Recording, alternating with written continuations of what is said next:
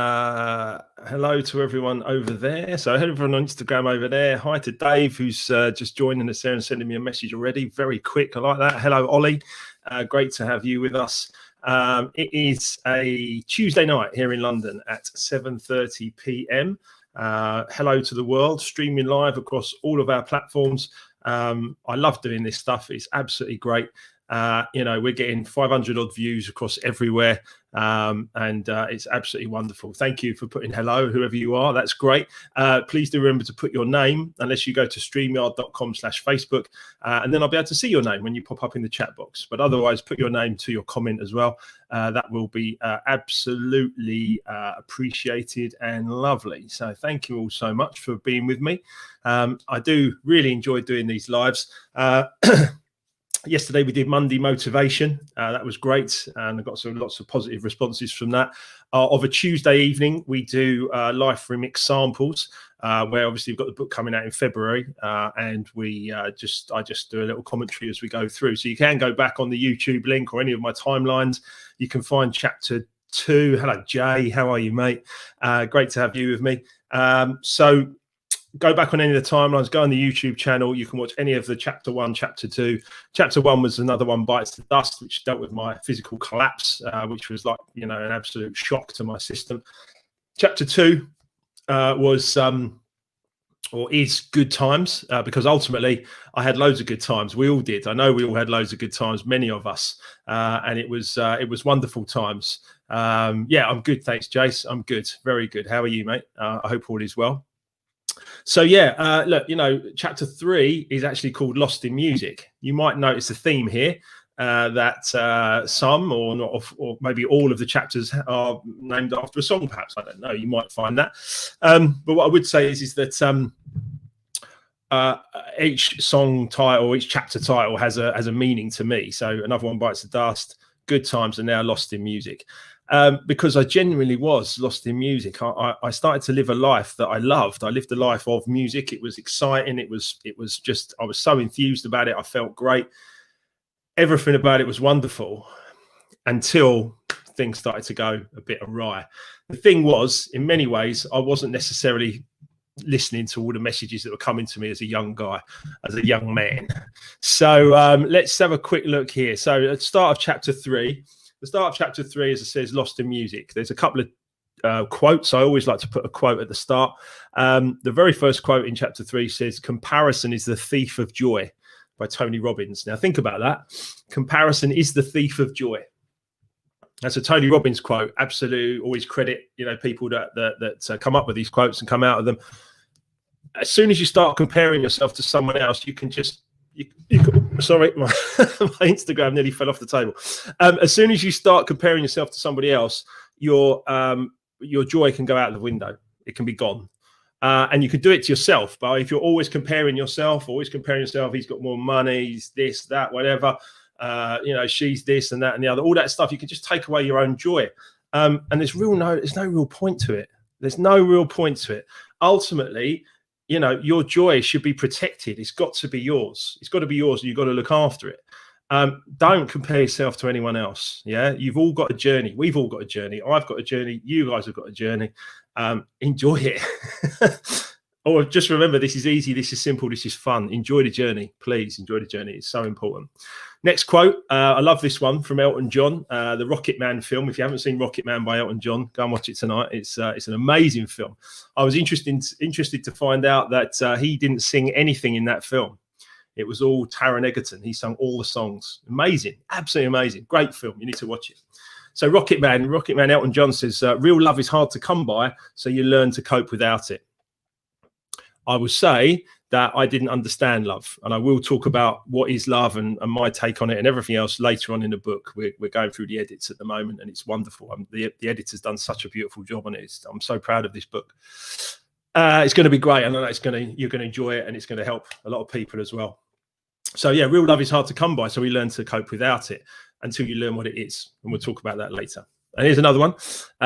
Pain is temporary. It may last a minute or an hour, a day or a year, but eventually it will subside and something else will take its place. If I quit, however, that lasts forever. And that was Lance Armstrong. Now, whatever you make of Lance Armstrong, you know, I put a little quote in here as well that obviously, you know, all his drug abuse and everything else, and he's been stripped of his Tour de France titles. You know, I think it's terrible how he was treated, because I couldn't even find my bike when I was on. Anyway, it's a joke. I promise you I'm joking. I promise you I'm joking. But my point to you guys is that, you know, there's some great quotes for some great people. And I put them at the start of every chapter, because I think that they frame the chapter really well. And then they obviously allow me to explain my story and my journey, and how I can help each one of you guys, you know, get past this crisis, get past any crisis. You know, it's entirely up to you guys how you respond to whatever is happening and going on in the world. So it's really, really important. So chapter 3, we're talking a lot about, hey, Grant, how are you, mate? I talk a lot about, obviously, you know, acid house music, and house music that we were involved in was very involved with drugs. Of course, there was a lot of drugs going around at that time. But then also there's a lot of other songs. There's a lot of other songs throughout the ages. If you actually go back, there's a lot of songs that have gone through the ages that in the last 50 years or 30 years, whatever, that have always been quite connected to drugs, haven't they? If you think of a few, I don't know if you've got some, but Jimi Hendrix, Purple Haze, the Stranglers, Golden Brown, Lou Reed, Perfect Day, The Verve, The Drugs Don't Work, and who can forget Mr. C and the Shaman shouting Ebenezer Good on top of the Pops. Who can forget that, you know, where he's just there and he's just shouting, he's a good, he's Ebenezer Good. I mean, brilliant.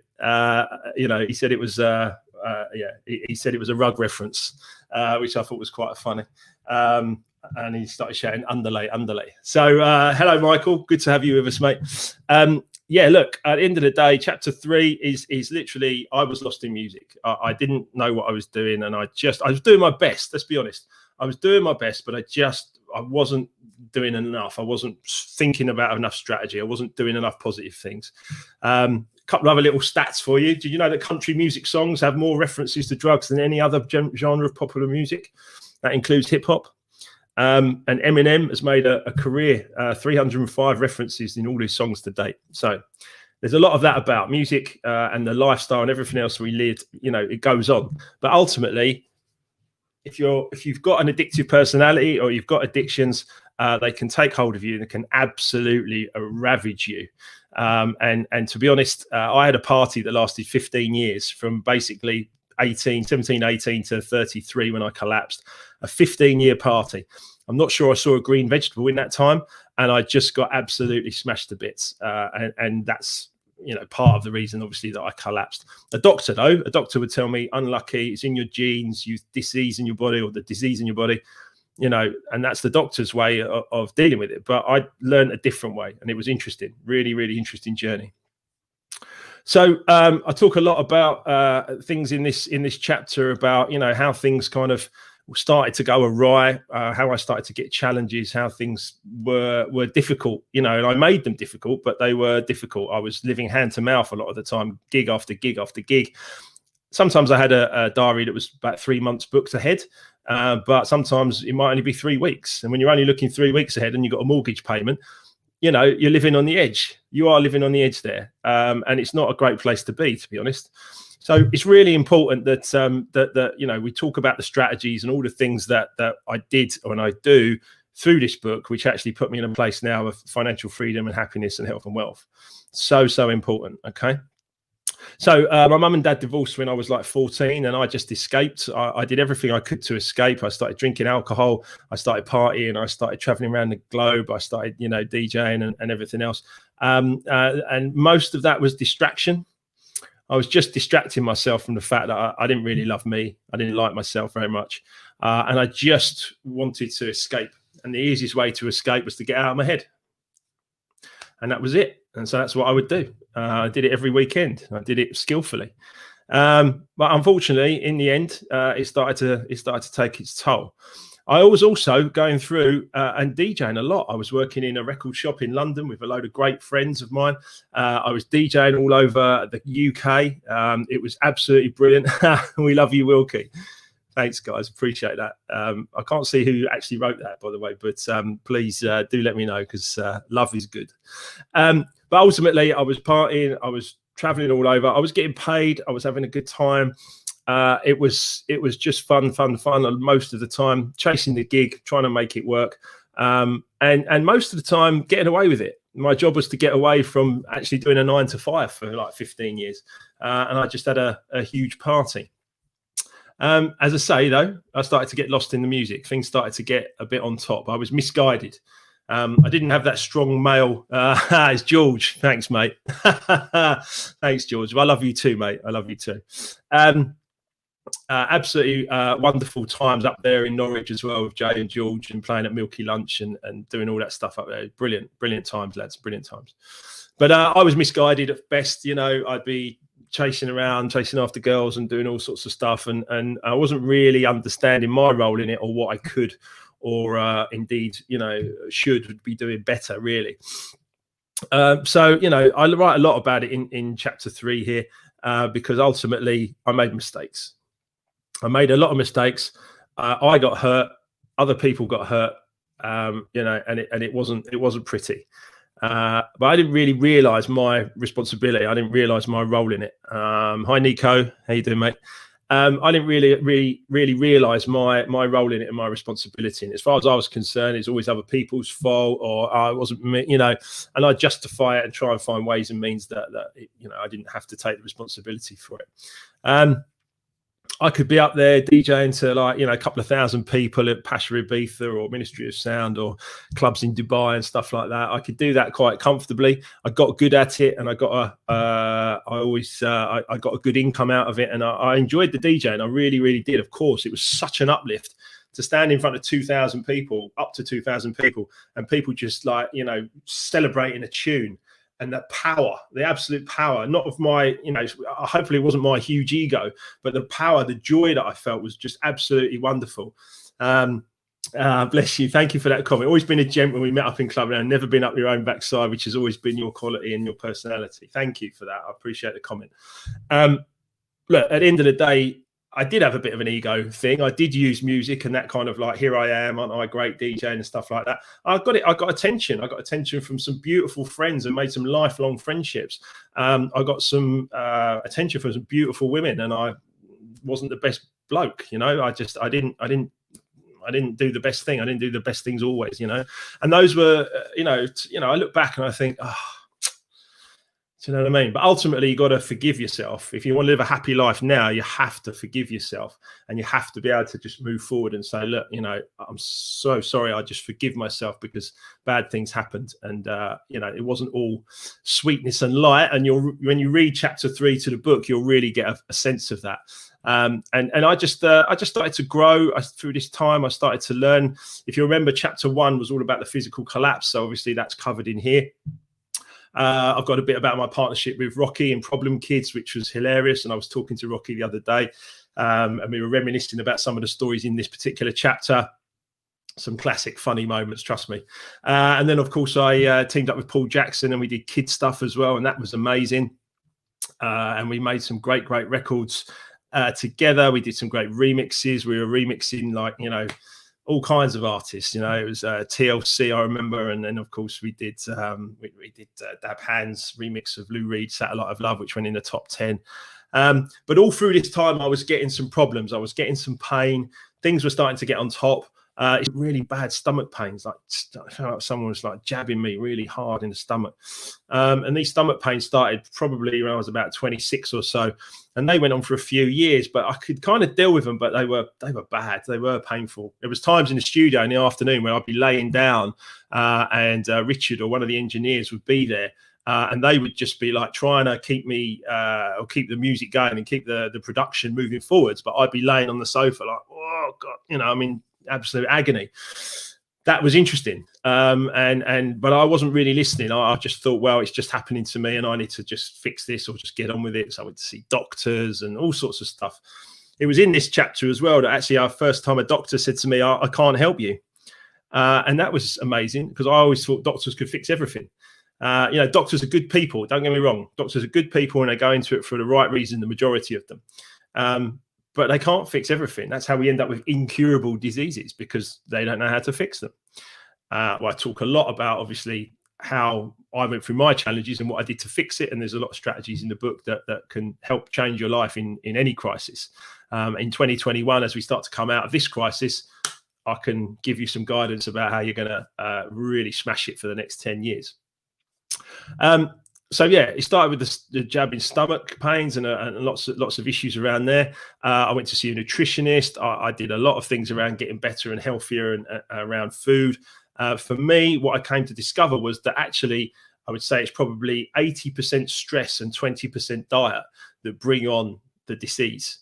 80% stress and 20% diet. So get your diet right, but most importantly of all, really, really look after this energy and this body that you've got to walk around in. Really look after it, and do think about the stress that maybe thoughts are bringing in or outside influences are bringing in and stuff like that. And then, as I said, there's lots of coping strategies in the book, of course, things that I've learned that can help. I also had a bit of colonic irrigation. That was fun. Trust me on that one. Yeah, it was fun. It was interesting. It actually helped my stomach quite considerably. I went up to Scotland. I went quite a few detoxes up in Scotland. And they were excellent. They were really, really good. I went up to see Brian and Annalise Miller, Covey Hugh House at the time. Beautiful healing place. And they started to introduce me to some information, as well as give me the physical once over to get myself back on my feet. Because what I'd done is I'd kind of lived this life of beat myself up. And then they basically helped me get back. But then what did I do? As soon as I got back to London, I went straight back into it and boom, again, and I just kept repeating that habit a few times. I think I went up to Detox Scotland 3 or 4 times for tubes up the bum and all sorts. So probably didn't expect that after your dinner, did you? But the point is that, I just went back and forth. And things got difficult. There were challenges. There's a few funny stories in this chapter as well. But ultimately, I was sort of up, down, and never quite nailing it, and never quite getting myself, into a really, really good place. This is around the time after the collapse. I was. Why did I go all the way to Scotland? That's interesting, Mark. I was recommended there by my nutritionist. She actually said to me, "Why don't you go to this place?" It was literally just in Berwick, so it was only 3 hours from King's Cross. I did. Do you know what? What's funny, Mark? Thank you for asking. Is there none in London? Before I went up to Scotland for a complete switch the phones off, the phones didn't work. I just needed time away from everything to try and detox. But I did go for colonic irrigation with the same woman that she's in Marylebone, and allegedly she also looked after Princess Diana. So come on. Anyway, the detox up in Scotland was awesome, and I went up there a few times it was almost like someone called it rehab. I suppose it was, in a way. It was just like trying to escape the rat race and give myself a bit of time to think and breathe and get myself into a place. So yeah, lots and lots of stories in chapter 3, as I said. I was diagnosed obviously with this incurable disease in the end, by a doctor. He basically gave me a leaflet and he said, "Here, you've got this. You've got hey Martin, how are you, mate?" I said to him, I went to see the doctor. I limped in, and the doctor said to me, "Right, okay, you've got this." And he gave me this sheet, and it was called ankylosing spondylitis. And I was kind of like, oh. And he said, "Well, this is what you've got." And I read through this booklet, and honestly, I could have written the booklet. It was every single symptom I had in my body: utter pain, carnage, just joints frozen, but felt like it was on fire. It was just weird. It was the weirdest feeling. Yes, Mark, I do recommend that. We've talked to me about that offline, but yeah, I do recommend it. It was really, really good. It really helped my stomach and helped me clean myself out a bit as well. So yeah, no, it's not that uncomfortable either. Trust me, it's all right. It's all right. But the point is that, yeah, Nico says to escape the rat race. Yeah, stop being a rat. Very good. It's true. You don't need to be chasing around like a madman, as I was when I was younger. I did have a doctor say to me, "Listen, you need to calm down. You need to start eating healthy and going to bed early." But how the hell could I do that? How the hell could I do that when my life depended on DJing at that time? My life depended on music and nightclubs. So what could I do? You know, it was like, I can't do that, doctor. I've got to keep partying, going out, because that's how I get work, that's how I get money, that's how I keep the roof over my head, you know, all of that stuff. So, you know, that bit of information, I wasn't listening at that moment. But trust me, the day I collapsed, that was when I started to listen, because there was no going back then. It was like everything else. I was like, oh, be all right, be all right, be all right. Bit of pain in my stomach, bit of this, bit of that. Okay. Collapse, boom, leg gone, 18 months of agony. I'm listening. You have my attention. You have my attention, body. Tell me what's going on. So that's chapter 3. There's a bit more to it as well, which is really interesting. There's a great book here by Louise Hay called You Can Heal Your Life. And there's a bit at the end here when I basically had watched The Secret. And I say here, but hang on a minute though. Doctors had told me I had an incurable disease because of my genes and I was predisposed to get it. But then Bob Proctor said a disease is 2 words. And if you've got a disease, then you're not at ease. I'd never thought about it like that. In my mind, I'd never heard that. I was like, what are you talking about? A disease is 2 words. I don't understand. But then I started to study with Bob and with lots of other people, Louise Hay as well. You Can Heal Your Life. Louise Hay is an interesting woman, really interesting woman. She's got a hell of a story, which is in chapter 16 at the end of this book. But at the very back of this book, there's a whole table of diseases. It's like not just one page, it's like 30 pages of diseases in the body, and the possible emotional reasons behind each of them, and then an affirmation and a mantra to help you get rid of it. And honestly, listen to this. For rheumatism and rheumatoid arthritis, exactly how I was feeling at the time. Rheumatism says the possible emotional reason is feeling victimized, lack of love, chronic bitterness, and resentment.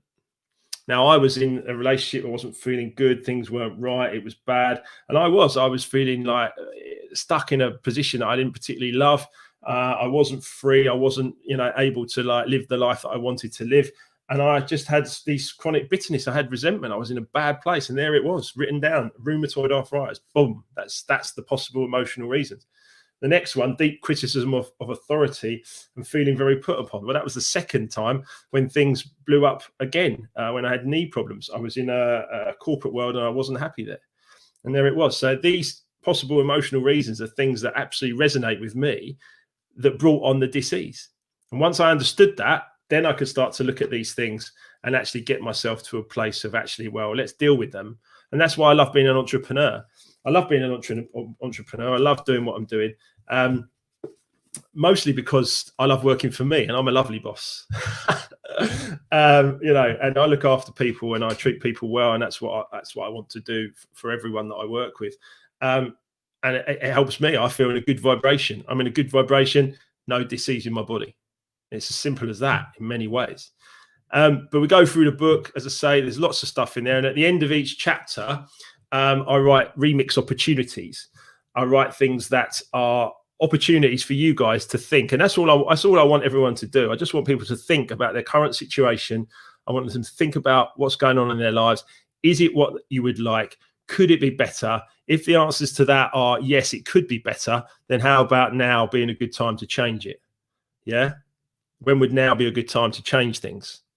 Really, really important. So how's these for a few remix opportunities at the end of chapter 3? Choose hugs, not drugs. What do you reckon? Yeah, should we have a hug? Let's have a virtual hug. Let's do that. And then this is an important one as well, to be honest. Both masculine and feminine guidance are really important for a young child. And what I'm saying by that is that we're all made up of masculine and feminine. So this is not about man and woman or man and man or woman and woman. It's about masculine and feminine energies. It's very, very different to man and woman. And I explain it in a lot more detail later in the book about relationships and how I see them working and how you can fix any relationship. If you've got a relationship that's not going well, you can fix any relationship. You just got to understand the pole of masculine and feminine energies. Now, when I was growing up, my mum was my only guide. And so I grew up with a lot of feminine guidance, so I was quite in touch with my feminine side. Some of that I used to my advantage and some of it I used to be not the best man in the world. But the bottom line is it's so important to understand that the masculine and feminine energies in any relationship can guide and help and grow, which is really important. Next one, music is the sound of emotions. What do you think about that? Music is the sound of emotions. That's what I believe. I believe that I played music that was uplifting. I still do when I do my DJ mixes online. I play tunes that are uplifting because they uplift me and they make me feel good. Music is the sound of emotions. If you've got real beautiful, positive emotions, you're just going to want to put that out to the world and play great, uplifting music. You hear a lot of DJs that might want to play techno. Perhaps they've got something else going on. I don't know. But ultimately, I would say a couple of highs there as well. Hi, Claire. Hi, Charlotte. It's great to have you guys on board. Thank you for being here this evening. These videos are up online on YouTube as well. And don't forget as well, you can pre-order Life Remixed as well now on markwilkinsonofficial.com/shop. So you can get a pre-order there, get a signed copy, all that lovely stuff. Everyone keeps asking me for signed copies, so we put it up there. I'm going to maybe have a sore hand if I have to sign a few thousand, who knows. But ultimately, the book is up there for pre-order. So as I say, music is the sound of emotion. And the last point, which is really, really important on this particular chapter, is when the student is ready, the teacher will come. When the student is ready, the teacher will come. Now, I had lots of opportunities throughout the whole of this chapter. Hey, Claire, how are you? I had lots of opportunities throughout this chapter to learn, to grow, to say, hang on a minute, something's not quite right here. Perhaps I should be listening and maybe changing what I'm doing. But I didn't. I didn't listen. I didn't listen until the day that my body forced me to listen. And that was the moment. That was the moment when everything changed. When the student is ready, the teacher will come. And when I was finally ready to start listening, Matt says, Life Remixed the album. That's a great idea, Matt. But at the moment, I'll just do a book. I'll do a book. The book is available at markwilkinson.com, markwilkinsonofficial.com/shop. You can pre-order there, signed copy. Happy to sign as many as I can before we send them out in February. But the pre-orders link is there, guys. Love your support and thank you for that. So yeah, hi Matt. It's good to have you with us from LinkedIn as well. But yeah, look, the bottom line is you can watch these videos back, but when the student is ready, the teacher will come. And when you are ready, someone will turn up with the information. I've said this to you guys before, but there's books galore here. I've got all these books just sitting here. I love reading. I love studying. I love getting my head around new bits of information and new strategies. And that's all I've done with Life Remixed. I've pulled all these strategies together. I've put them into Life Remixed and gone, here, this is for you. This is something that you guys can take what you want from and learn from it and actually go, you know what? There's something in this, because I've gone from unhappy, sick and broke to happy, healthy and wealthy. And it is not a mistake. It is absolutely because I intended it that way. The goals that I set 10, 11 years ago are the life that I live today. And I've just done my goal card for the next 10 years. This is my goal card. It goes next to my wallet in here, next to all my cash and everything else. It goes in there. There's the goal card. In 10 years' time, these will be achieved. Maybe I'll tell you about them in the next session. Right, listen. Absolutely love you all. Thanks so much for tuning in and being here with me. And thanks for all the comments. I will get back to you all now as well, just to say hi. I'm looking forward to catching up with many of you soon. As I say, I'm going to keep doing these. So the schedule goes Tuesday evenings. Every Tuesday, we look at a chapter of Life Remixed, and I'll just give you a little bit of commentary and some pointers. Wednesday night, tomorrow night, Brandon Block is going to be joining me. Now, that is going to be fun. Brandon Block is joining me at 7:30 p.m. here across all of the channels. And then on a Saturday night, we're doing a DJ mix. I've got Chris Roberts with me live in the mix on Saturday evening. And then Sunday, Ask Mark Anything, again at 7 p.m. Questions, just fire them out. At the end of the day, lots of people. Thanks, Nico. Lots of people have questions. Last week, they were about bankruptcy. They were about leadership. They were about disease. They were about all sorts of stuff. And these are all things I've just experienced, and I'm just happy to share with you guys. You guys have all got the experiences as well, and I want to hear them back. Of course I do. So as far as I'm concerned, we're here every week, and then 8 a.m. on a Monday, we do Monday Motivation.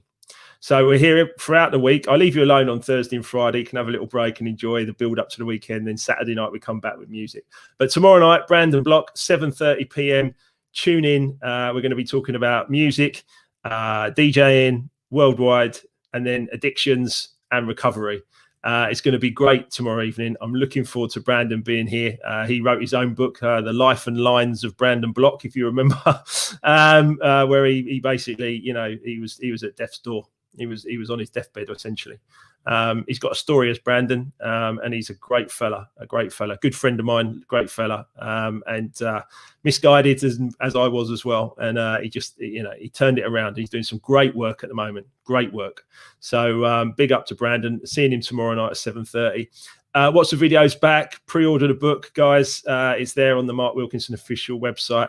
I've got nothing but love for all of you. Have a wonderful rest of the evening. I'm going to catch up on a few emails and then have a little chill. Love you lots. See you later, guys. Cheers. Bye.